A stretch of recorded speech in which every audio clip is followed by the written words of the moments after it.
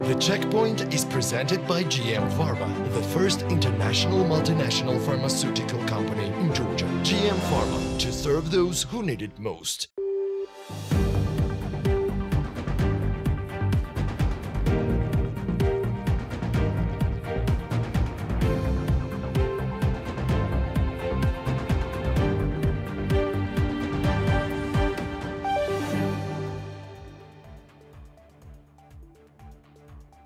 An electronic module for market research to determine prices in public tenders will be launched. Prime Minister Kobachidze announced at the October 31st government meeting the system will also be used in simplified procurement processes.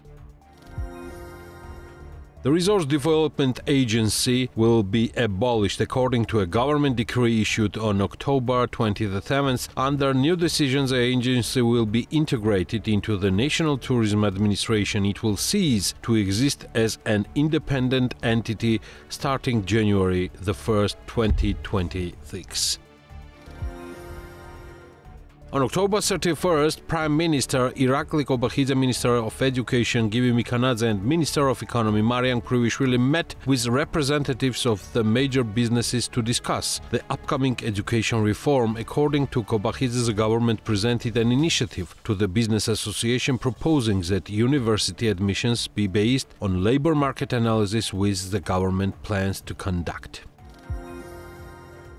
Prime Minister Kobachidze announced that Georgia's foreign exchange reserves have reached $5.6 billion, 200 million more than the previous month, and at a record high level. Interestingly, this information precedes official data, as the National Bank of Georgia has yet to publish its October statistics, which are expected to be released on November the 7th. According to preliminary estimates from Geostat, Georgia's real GDP grew by 6.4% year-over-year in September 2025. The average growth rate for the first 9 months of 2025 was 7.7%. Geostat reports that the turnover of VAT paying private sector companies reached 15.4 billion Georgian lari, up 9.4% year-on-year. Growth was recorded in the manufacturing, logistics and IT sectors, while declines were seen in construction and energy. As of September 2025, the total volume of loans issued by commercial banks reached 67.52 billion Georgian lari, an increase of 760 million Georgian lari compared to the previous month. Bank deposits also rose sharply, increasing by 4% to 2.6 billion Georgian lari, bringing the total to 65 billion Georgian lari. Year-on-year deposits grew by around 14%. In the first 9 months of 2025, commercial banks operating in Georgia earned 2.4 billion Georgian lari in profit, according to financial statements submitted to the National Bank. This is 107 million Georgian lari more than in the same period of 2024.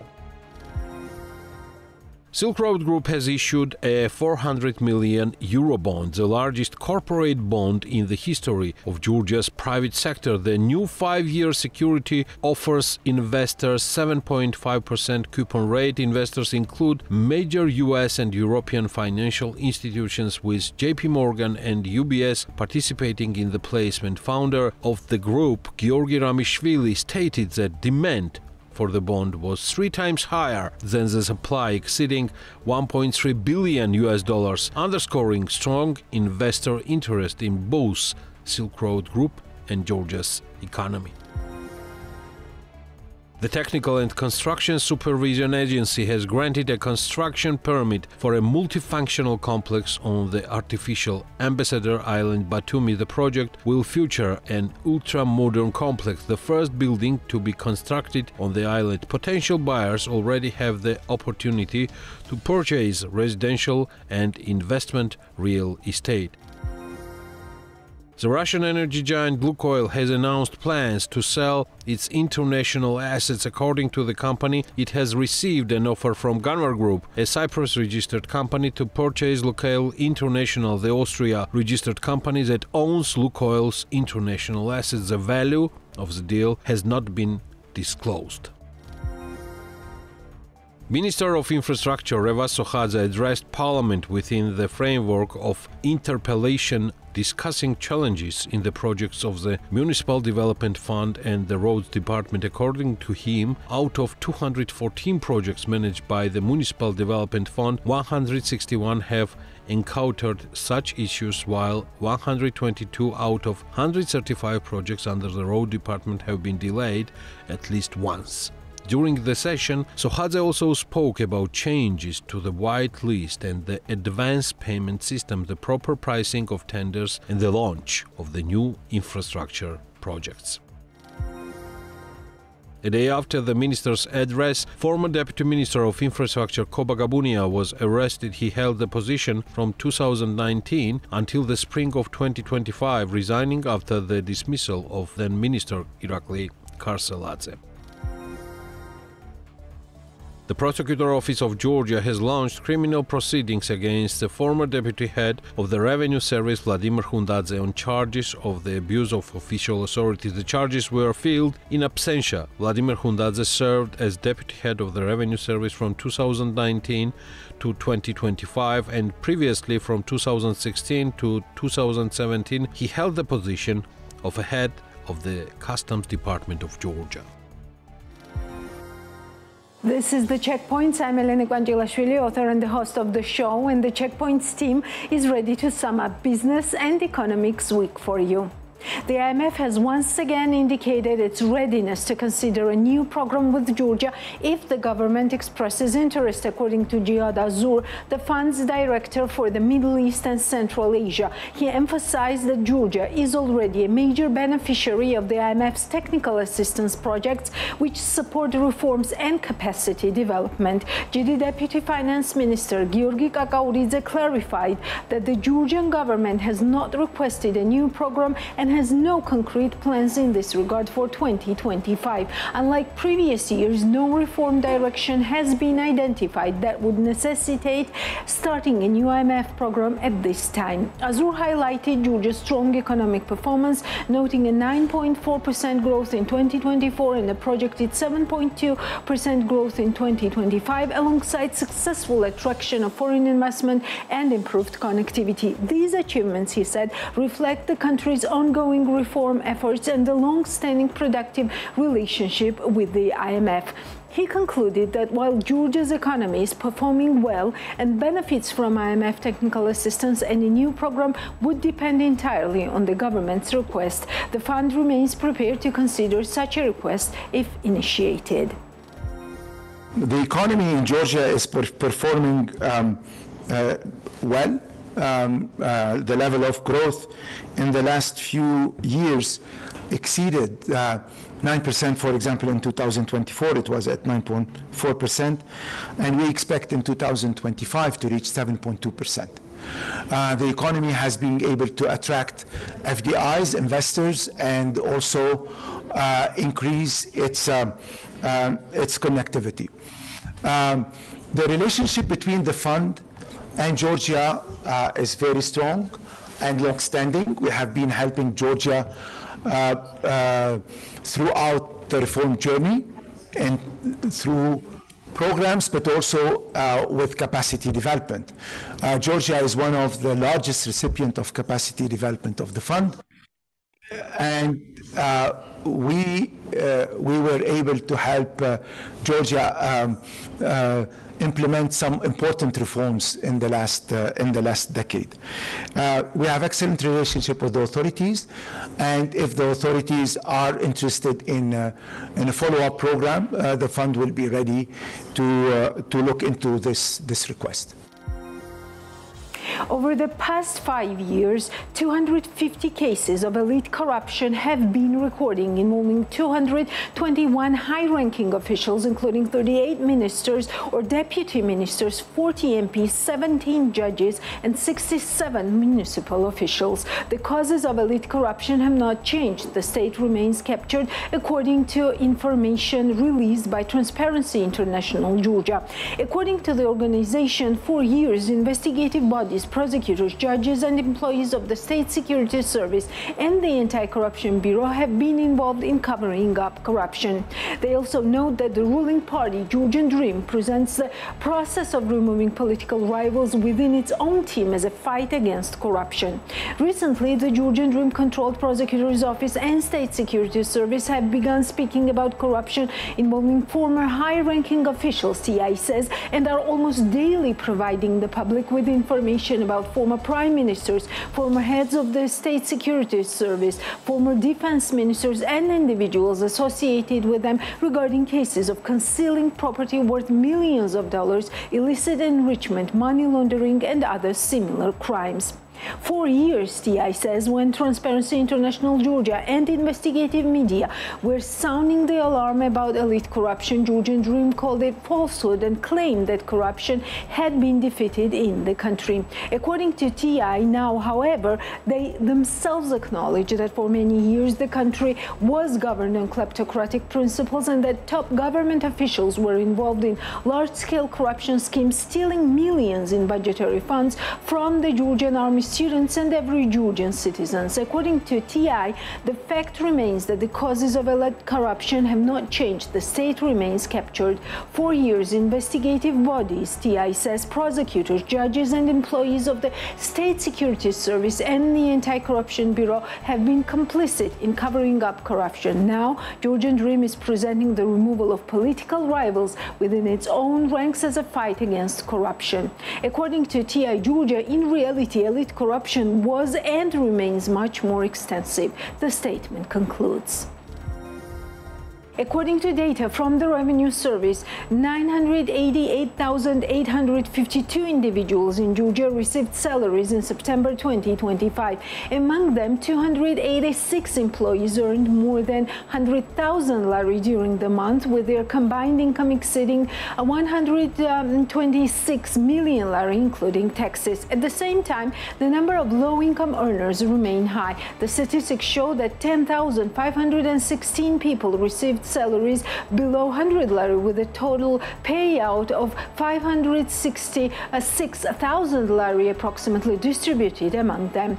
The largest group of employees, 343,610 people, earned between 1,200 and 2,400 lari in September. Their total pre-tax income exceeded 600 million lari. Additionally, 165,651 employees received salaries ranging from 2,400 lari to 3,600 lari, collectively earning 478.3 million lari before taxes. The data highlights both the continued income disparity and the concentration of salaries in the mid-income range in Georgia's labor market.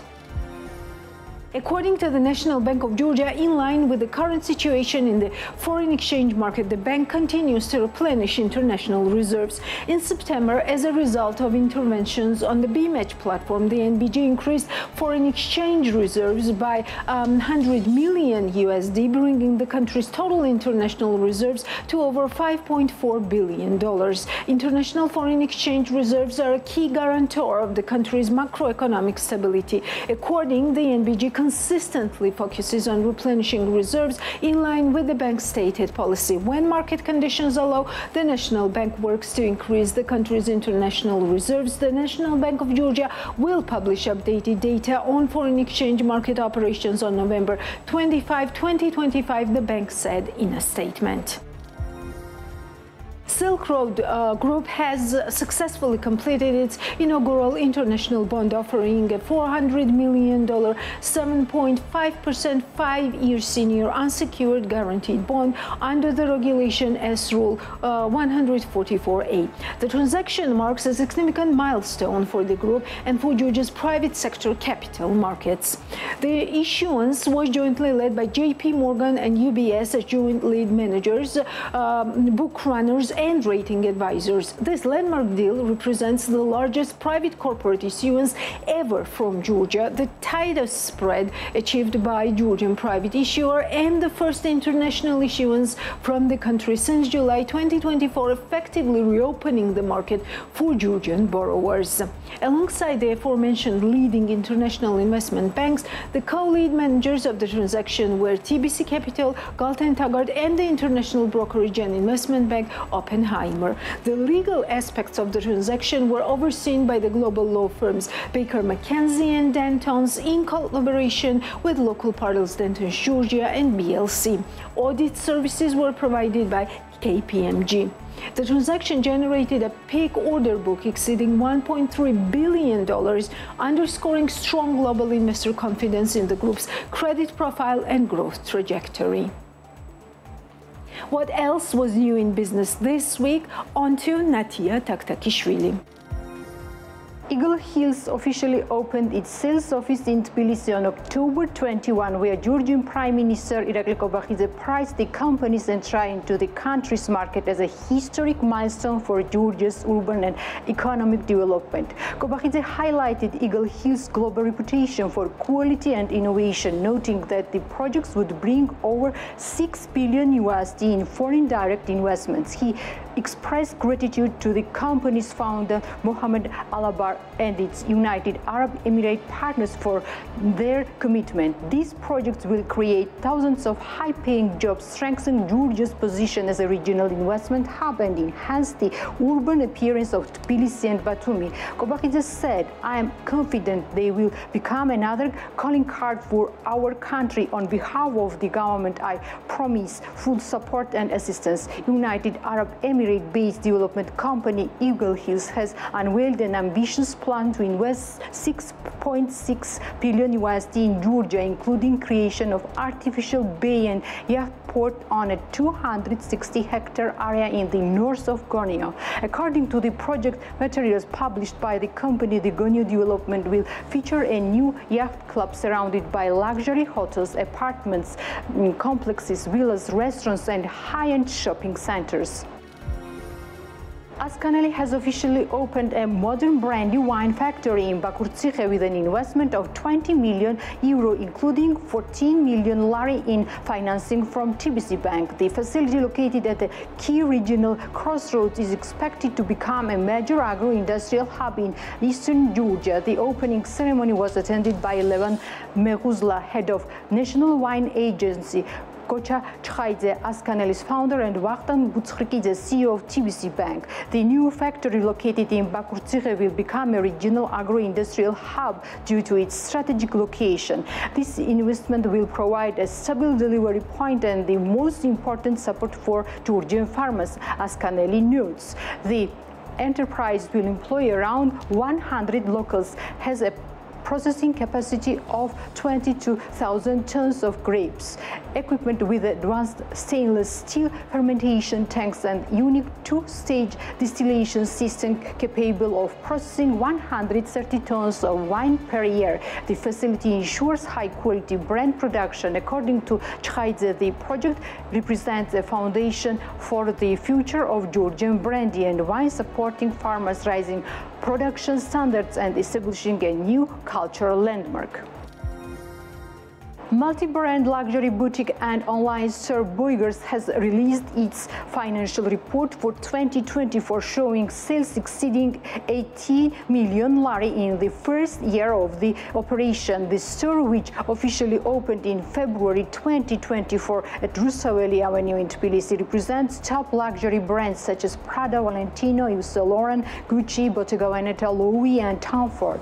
Boygers was founded by a member of Avsajanishvili family, Boygers, or Boris Khatulia, and Timur Avsajanishvili, who also own Babochka, a high-end retail group operating in St. Petersburg, Russia. According to the business register, Svetlana Avsajanishvili, a dual citizen of Georgia and Russian, serves as the company's director, while Matthew Emil Pierre Dunomet holds the position of sales director. Despite this strong sales, Boygers reported a loss of 1.2 million lari in 2024, attributed mainly to initial supply purchases and operating expenses. The cost of goods sold amounted to 10.4 million lari, and the company's total assets reached 27 million lari.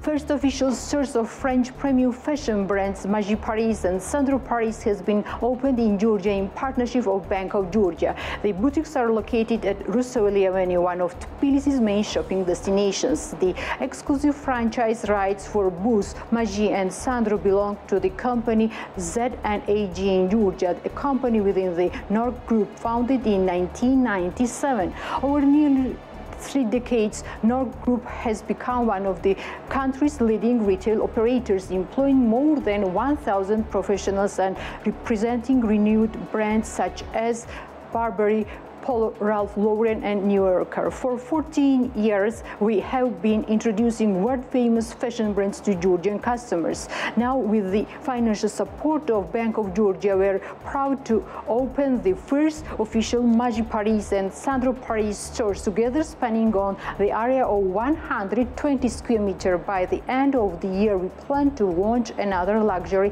Italian brand, Santoni, said Irakli Meluava, director of Z&AG. Alexandra Zolukiani, head of corporate sales at Bank of Georgia, noted that Bank and North Group have a long-standing partnership. We are pleased that with our support, 2 iconic French brands have entered the Georgian market. The arrival of such international names strengthens the country's economy and the retail landscape. We wish the team success and will continue to actively support our partner businesses and their new initiatives, he stated.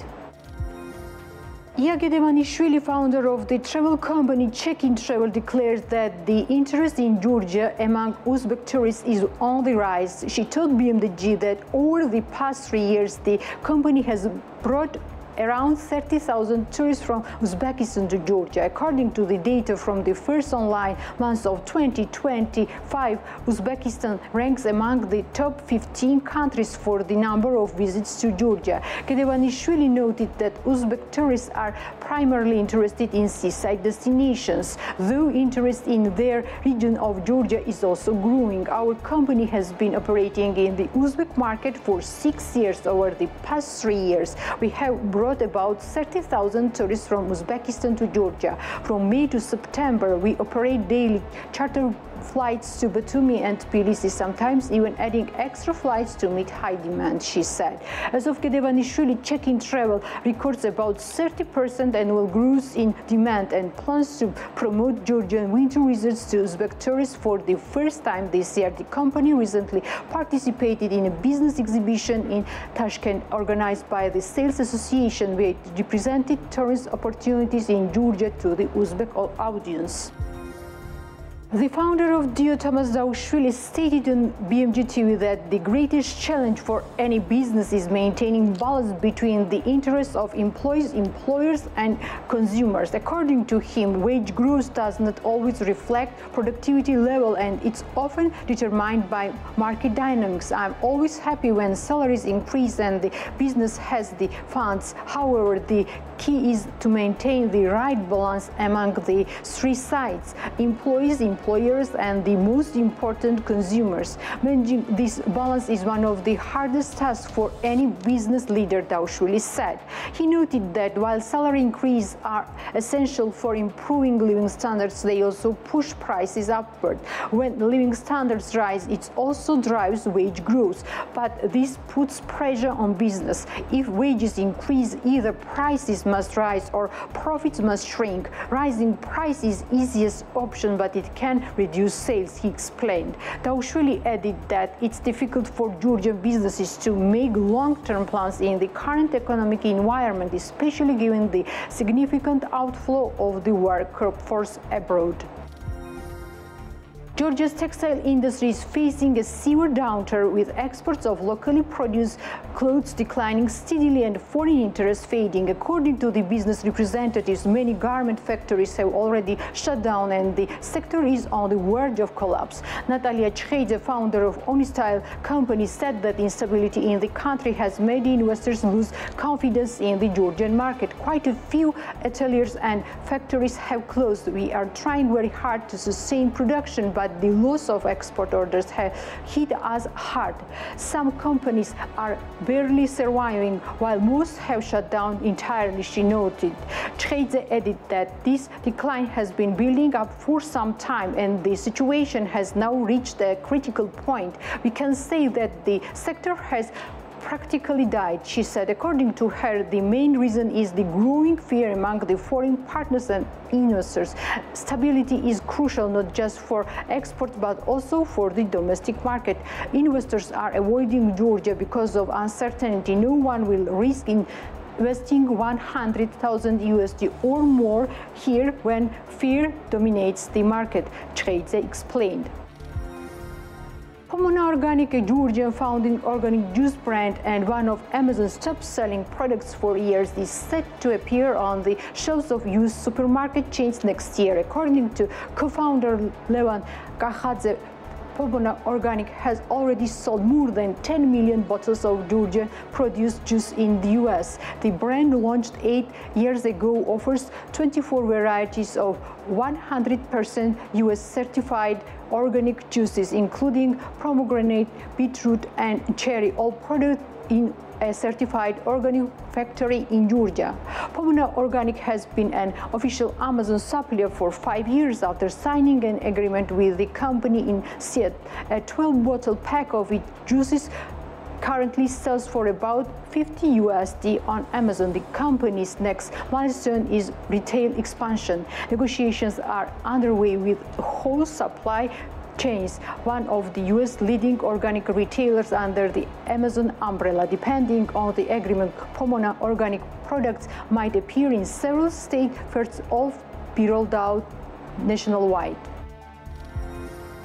The Georgian agri-fintech startup Telagri has received an investment from the New York-based artificial intelligence, data science and technology consulting company Dressler Consulting. Alongside the investment, the partnership includes the involvement of Dressler Consulting's founder Chris Dressler as an advisor, as well as technological collaboration that will help Telagri implement advanced data and AI technologies. The transcontinental partnership was formed during a financial summit held in Tbilisi. Notably, Telagri is a Georgian agri-fintech platform that reduces agri-lending risks in emerging markets. There's a lot of very, very important things that we've done with regards to Telagri. So in doing the investment in Telagri, we're sharing our knowledge, we're also sharing our experience. We're working with them on different projects as well, helping bring new artificial intelligence skills into this mix. I think, one of the things that's very interesting at Telagri is a very intelligent and capable company. They've got a number of, their team there is very small but very capable, and they have shown me that there is quite a bit of opportunities available in the market here in this region. So I didn't realize it was as quite an opportunity as it really is. In September 2025, Georgia's leading employment platform Jobs.g recorded a sharp increase in job postings, reflecting rising demand in key sectors such as finance, statistics, and information technology. According to the report published by PMC Research, a total of 8,737 vacancies were published during the month, 20% higher than in August and 4.7% higher than in September 2024. The strongest month-on-month growth came from the finance and statistics category, which saw a 29.4% increase in vacancies, while the information technology and programming sector followed with an 11.9% rise. On an annual basis, IT and programming showed the most notable surge, with vacancies up by 50% compared to September 2024. In contrast, logistics and distribution experienced a 3.9% annual decline, indicating some contraction in that field. fulfilled.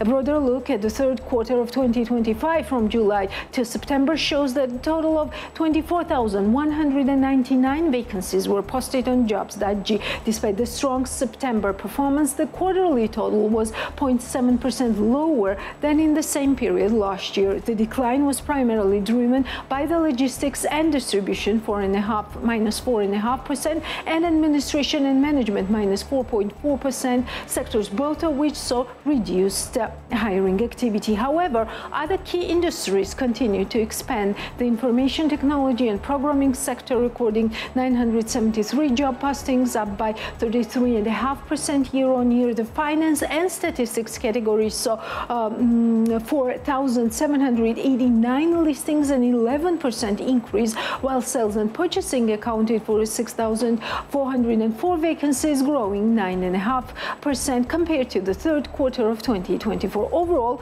the data suggests that Georgia's labor market is showing steady momentum, driven by continued growth in high-skilled and service-oriented sectors.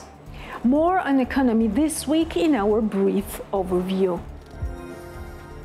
Georgian Dream Prime Minister Irakli Kobakhidze reported that the country's economy grew by 7.7% in the first 3 quarters of 2025, surpassing the IMF's revised forecast of 7.2%. He stressed that continued economic development remains a central government priority. Georgian Prime Minister also highlighted the stability of national currency, noting that foreign exchange reserves have reached a record $5.6 billion this year. He expressed gratitude to the National Bank and its president for their role in maintaining this stability. Kobakhidze underlined that sustained economic growth is crucial not only for stabilizing the exchange rate but also for supporting ongoing development initiatives. He noted that new investments are already underway, which will further contribute to economic progress. Georgian Dream Prime Minister concluded by reaffirming that economy will remain at forefront of the government's agenda, with a focus on maintaining growth and implementing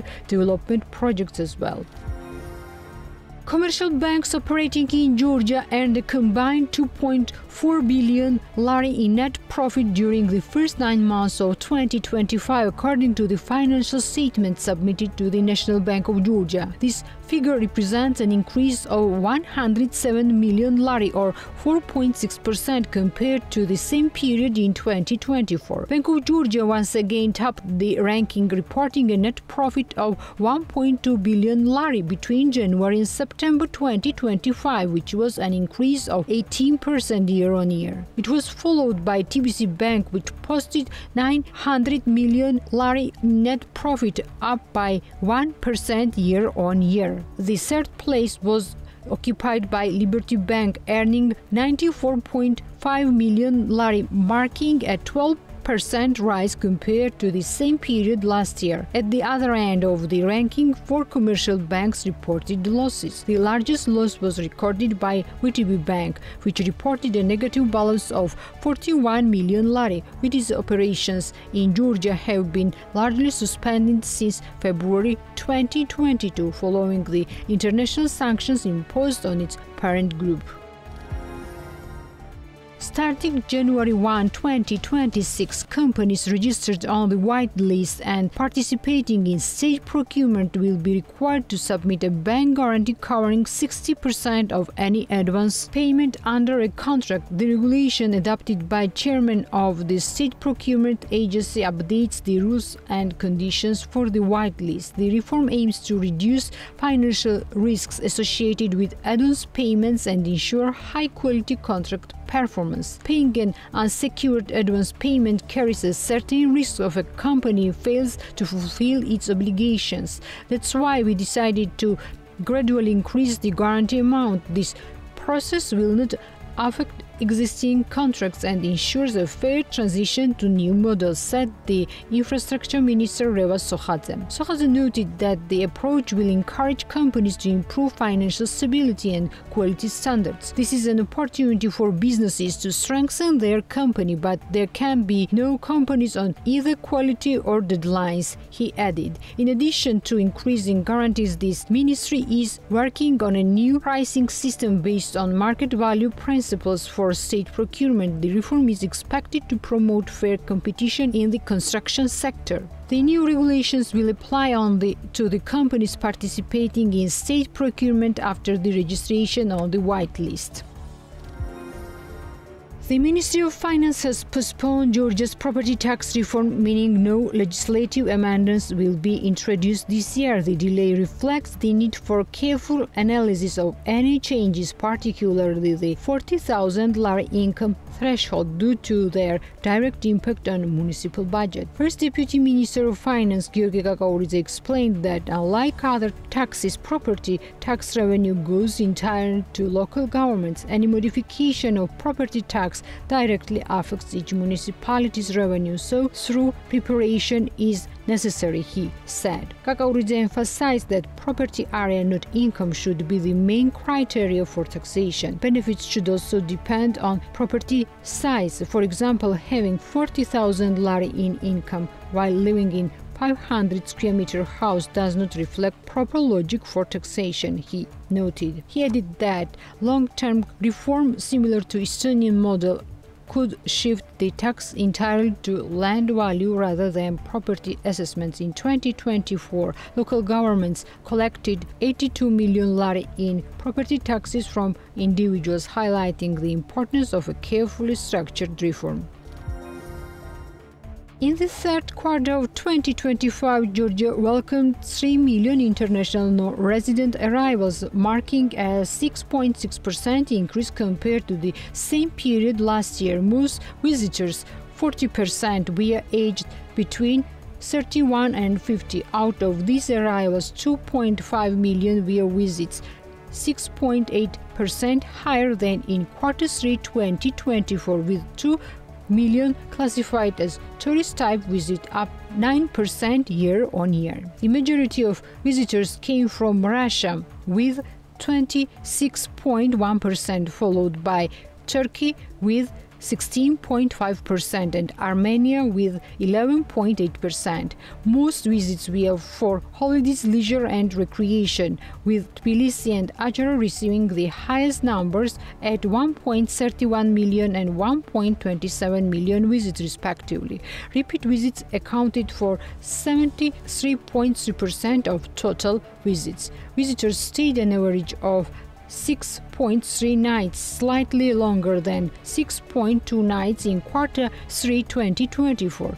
Women made up 48.2% of visitors, and the largest share fell between the age group of 31 and 15. Tourist spending totaled 6.2 billion lari, up by 8.6% year-on-year. The average expenditure per visit rose by 1.7%, reaching 2,467 lari, reflecting both higher visitors number and increased spending per traveler.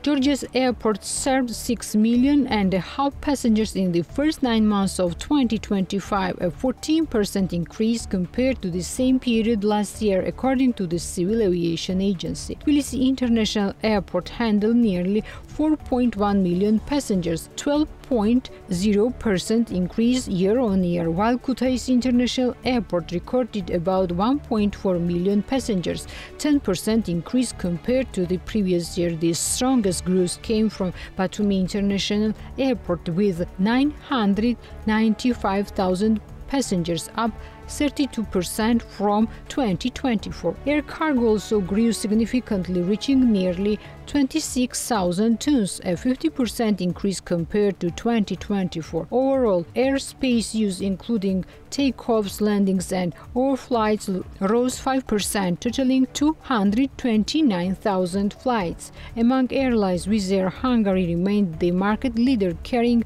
1 million passengers, accounting for 12% of total passenger traffic.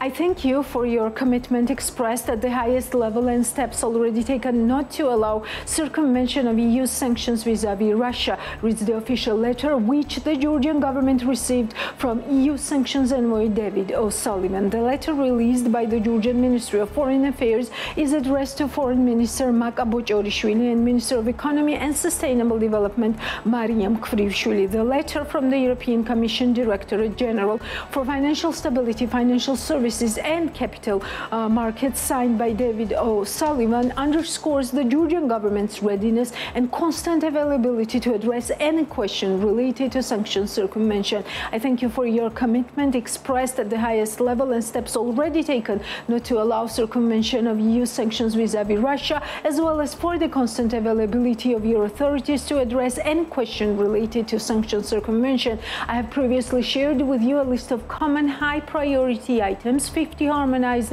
system HS codes that the European Commission has prepared in close coordination with its partners. This list contains dual-use goods and advanced technology items under export restrictions that were retrieved in Russian military systems, either found on the battlefield in Ukraine or critical to the development, production or use of those Russian military systems, O'Sullivan wrote. He extended his gratitude for the efforts to stop the re-export of these items. In addition, the European Commission has identified a list of economically critical goods, ECG, that Russia is desperately seeking to procure to support its war effort. These are sanctioned items that could support Russia's industrial base. Even if most of these goods are not traditional dual-use items, O'Sullivan said the re-export of these products supports key sectors of the Russian economy. For example, appliances for pipes or specialized steel structures are needed for the Russian mineral resources industry. This sector is one of the main sectoral contributors to Russia's budget. Therefore, O'Sullivan respectfully requests that the GD government ban all the re-export of EU origin items under the HS codes identified in the ECG list to Russia. While Georgia is not a major re-exporter of these goods, countries in the region already found a way to address this issue, and there is a risk that Georgia becomes an alternative illicit trading route for these items. We hope that this information will be useful for your relevant authorities to continue taking appropriate action so that sanctioned goods are not re-exported to Russia, where they are diverted to support its war economy. Thank you for your urgent attention to this matter, and I look forward to receiving your response, reads the letter. Georgian Foreign Minister Makabojorishvili said that the Georgian government recently received a letter of appreciation from the European Union, recognizing how well Georgia is adhering to its commitments and the conscientious manner in which the Georgian authorities are executing all activities to ensure that Georgia is not exploited to circumvent sanctions. There are personal attacks on me and on other EU ambassadors, but at least on my part, I'm not taking this personally. I'm simply trying to do my job as best as I can, EU Ambassador Paweł Herczyński said in response to a question regarding criticism from high-ranking Georgian political officials. According to him, the EU door is open to Georgia after December 2023, but instead of Georgia as a formal candidate country moving closer to the EU, it has drifted away. I will not comment on comments made by different politicians. This is not my job. My job is to present the position of the European Union. Yes, it's very regrettable that the attacks on the European Union continue. Actually, they even increased. It's extremely regrettable. But as I just said in my speech, we're not going anywhere. We are to stay here. Our doors have been open to Georgia since December 2023.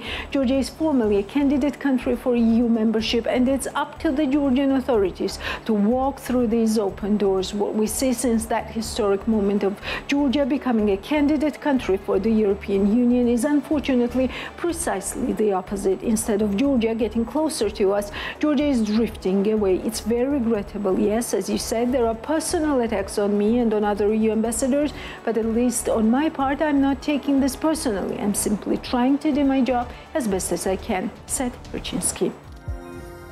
This year, the EU marked Europe Day in Kutaisi, as they call it, in one of Europe's oldest cities, and celebrated everything that brings us Ertat together in Georgia.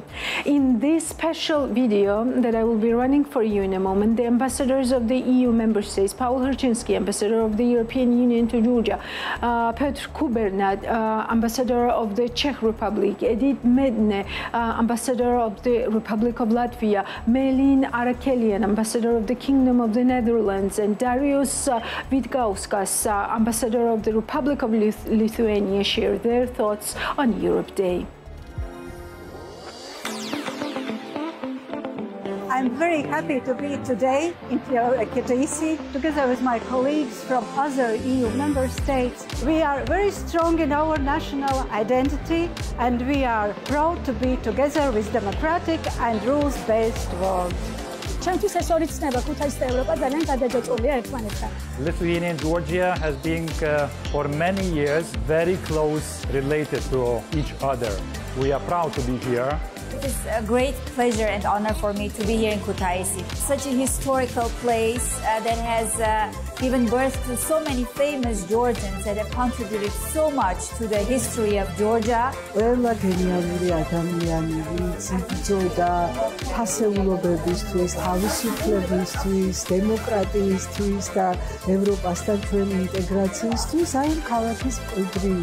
Europe Day is very important for us, but also for the people from Kutaisi or from the Georgian public, because it's a wonderful opportunity just to represent my country, the European Union, but also my country as a proud member of the European Union.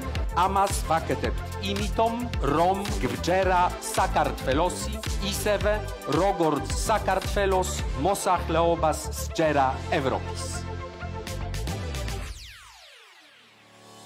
And that's all for today. We'll meet next Sunday. Before that, check us out on bm.g. It's worth it.